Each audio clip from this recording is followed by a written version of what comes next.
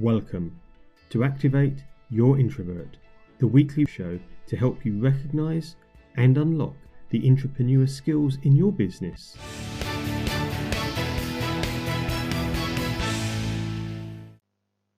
Later in this week's episode, we will be talking about diversity and introversion, as my guest is Patience Ogunbuna. Patience works with corporations to help executives, management and their teams increase employee engagement, equality, diversity and inclusion. And just to give you a heads up, I love the phrase that Patience uses at one point. People are equal but need to be treated differently. So listen out for that one. But first, it's time for Introvert Myth of the Week. Why are you so quiet? Is one of the most disliked questions that introverts get asked. And it's linked to the myth that introverts don't like talking.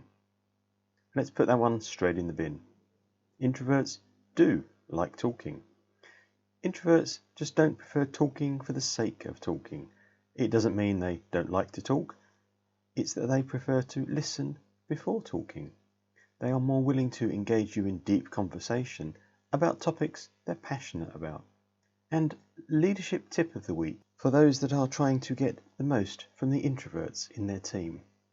Respect their introversion. Don't try and remake them as extroverts. And of course that sounds really obvious, but it's one that seems to happen time and time again. Don't tell people how to feel and keep pushing them into more social situations saying it will be good for you or you should get out of your comfort zone. Respect their introversion and work with them. What, if any, help and support do they want?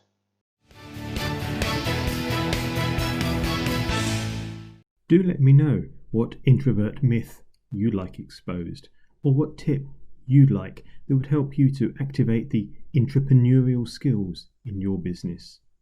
I'd also love to hear your feedback about this series on the Apple iTunes Store or podchaser.com. Please take a moment after the show. And finally, if you'd like to talk to me about speaking at your conference, virtual or face-to-face, or working with your team, I'd love to hear from you. But now, let's get on with this week's interview.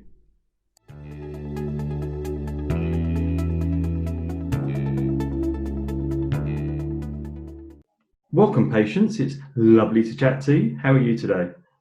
I'm doing very great, thank you.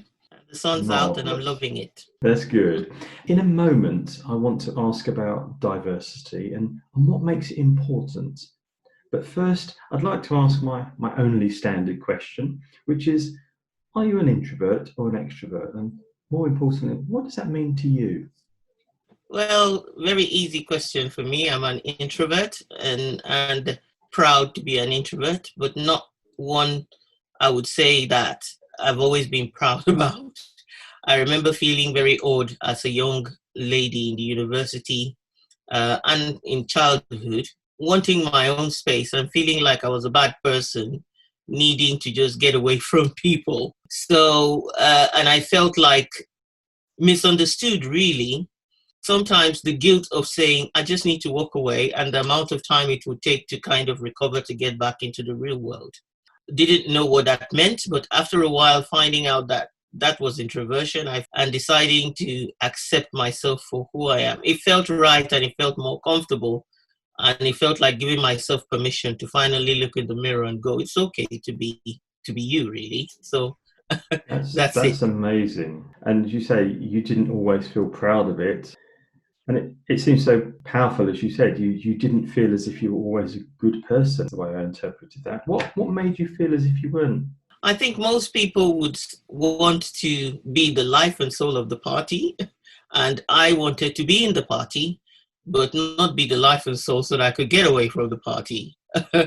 And sometimes when I decide to shut down, it was always difficult to say to people, oh, by the way, I really don't want to hang out today, for example, because I'm trying to really recharge and take a break. Yeah, so that was hard.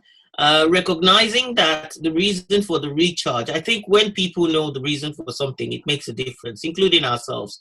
So me knowing that the reason I need this space is coming out a better version of myself that is exhausted and has lost energy. It made it more important that I did that because I wanted to show up authentically and be more fun to be around. So I had to come to a place of acceptance of that. Wow, thank you for opening up so much as well. Tell me a little bit about the work that you do. Diversity is, in my life, it's been a big thing for many years. Yeah, I think the truth about it is that people are equal, but they need to be treated differently. Because we live in a diverse world, as they say, variety is the spice of life. You have introverts, you have extroverts. From a disc personality perspective, what I do, you have four different personality types. And the important thing is when you're able to harness the differences, the different strengths that are in individuals in a team scenario, you create the synergy that really works. The richness of what comes to the table is something that is, that should be celebrated, should be encouraged, and should be looked out for, something to be worked towards. Understanding how the different perspectives make a difference to the bottom line as well is so important. Allowing people the space when it comes to that equality, allowing people the space to be able to contribute and feel that they are adding value and have value to bring. I think that's important. So you said a moment ago that you think that diversity can help add to the bottom line. Tell us a little bit about that, because I think that's a really powerful argument that some people don't quite see. Yes, so if we use even the introverts and extroverts, or if we use personality types, if you have a room full of people making decisions that are bigger picture, they miss the detail. And what happens to that? The detail is what affects the bottom line. So if you have a room full of people who are really focused on the detail and can't see the bigger picture, but then you have the other side of the room where people can pull you out of the detail and give you the bigger picture, it allows you to have vision and then bring it down to what goals you actually need to set to achieve that vision. And it's kind of what Steve Covey, who wrote The 7 Habits of Highly Effective People, talks about, the win-win scenario, where you have that different perspective and being able to see each other's perspective. That can end up being a win-win scenario for a company and an organization. You work obviously a lot with people that want to succeed in business. So what would be the biggest piece of advice you'd give an introvert generally? I think it's important to understand in as much as I don't see introversion as an issue, there are two sides to the coin. You have strengths and you have weaknesses. And sometimes a strength overused becomes a weakness in itself. So it's recognizing that when you go into business, you probably want to do business in a different way than an extrovert would. I get people talk about, advice that they give people. They say, oh, get on video all the time. That's a nightmare for an introvert because it's having to constantly be in space with people. But you can consider a strength of using words, using pictures. How do you adapt your style so that you can build a successful and what I call an aligned business? So even the extrovert has to build an aligned business. There's no need leaving a 9 to 5 to run entrepreneurship and being as miserable as you were in your 9 to 5. So it's great to work on finding that fulfillment, and that comes from alignment. So what I'll say is the search for finding alignment in whatever you do is important. Okay, and I love that point. There's no point in being as miserable as you were in your 9 to 5 when you're running a business. Thank you. If I wasn't introverted, but I was a leader or a manager, what one skill should I learn to help me unlock perhaps some of the introvert superpowers? So I have the power of observation. You have to be in tune with your team or the people you walk around to see their differences. You have to see it. You have to engage with it.